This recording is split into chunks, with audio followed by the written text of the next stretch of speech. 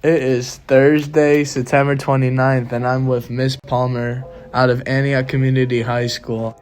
And Miss Palmer, for someone like me who wants to be a teacher when I'm older, I don't really know yet what I want to teach, though.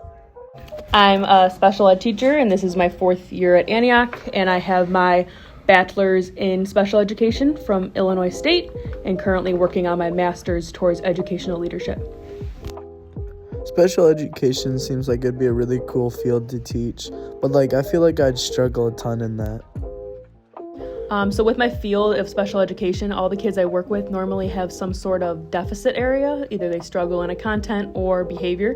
So I think having a resource or someone to rely on that can handle behaviors and deficit areas is going to improve kids' overall well-being in school. That's great. I agree. I say it right now, I'm 16 and I don't have people I feel like it's gonna be kind of hard if I want to be a teacher, if I didn't like my principal or my assistant teacher or even my main teacher if I'm an assistant teacher. Yeah, there's definitely people you don't like in your career, and being a teacher myself with a lot of other educators, teaching assistants, principals, things like that, I've definitely come across people that I just don't work well with, personality-wise, work ethic-wise. I feel like that would be very challenging. It's just, again, mentioning earlier, being flexible, just understanding that everyone doesn't work the same way you do, and that though it might irk you, it's not a bad thing. It's just their preference.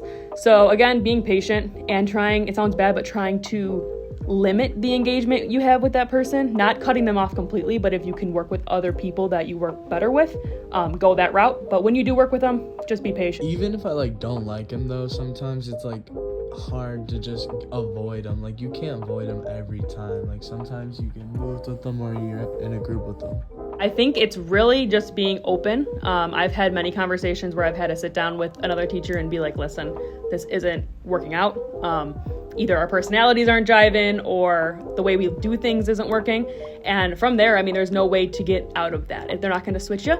So you just got to start building kind of from the ground up and making things work for both of you. Right now I'm in a class with preschoolers and I teach them, and I actually feel a lot of achievement. I feel good after teaching them. Yes, I think it's super encouraging when I get to see those kids that struggle the most with math or reading, or they just have strong anger issues or behavior issues, when they're able to handle them on their own, such as be successful with math or reading, or calm themselves down if they're really angry or things like that. It's clearly doing good things for them.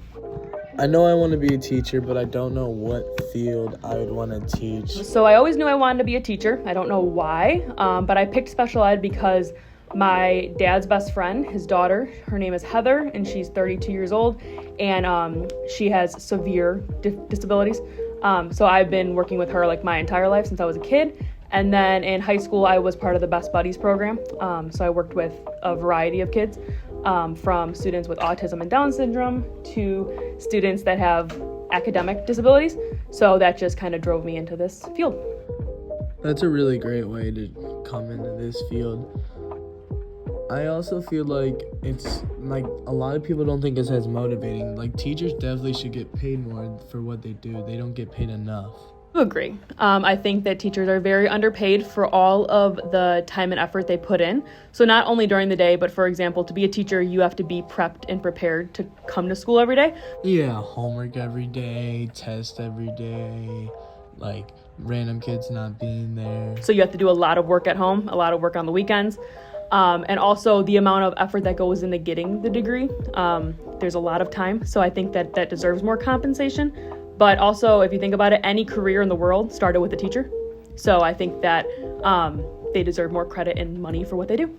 I completely agree. I think a point that doesn't get brought up is everyone comes from a teacher and getting taught. Mm-hmm. Teaching seems so much harder than it's seems. Be organized, and you gotta be patient.